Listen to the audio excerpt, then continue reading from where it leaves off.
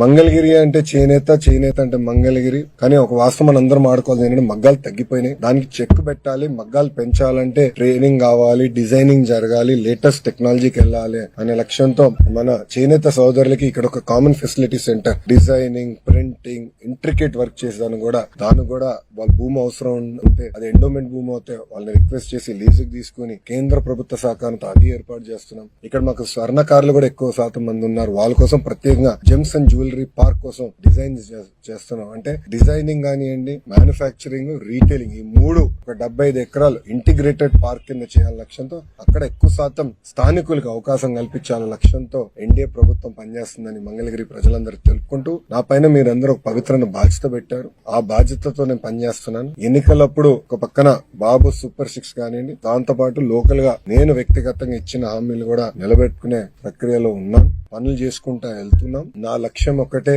ఆంధ్ర రాష్ట్రంలో అన్ని రంగాల్లో మంగళగిరి నంబర్ 1 నిలబడాలి. ఒక పక్క వ్యాపార రీత్యా కానివ్వండి, పేదరికం నిర్మూలన కానివ్వండి, సోషల్ ఇన్ఫ్రాస్ట్రక్చర్ గానీ, హార్డ్ ఇన్ఫ్రాస్ట్రక్చర్ గానీ అన్ని రంగాల్లో మంగళగిరి అగ్రస్థానంలో ఉండాల లక్ష్యంతో ఒక శాసన సభ్యుడిగా నేను ఇక్కడ పనిచేస్తాం జరుగుతుంది. గౌరవ ముఖ్యమంత్రి గారిని ఒకటే చెప్పా, ఎట్లయితే ఒక కుప్పం, ఒక హిందూపూర్ తెలుగుదేశం పార్టీ కంచుకోటగా ఉంటుందో మంగళగిరి అట్లా తెలుగుదేశం పార్టీ కంచుకోటగా తీర్చిదిద్దే బాధ్యత కార్యకర్తగా నేను తీసుకుంటానని గౌరవ ముఖ్యమంత్రి గారికి నేను గతంలో హామీ ఇచ్చాను.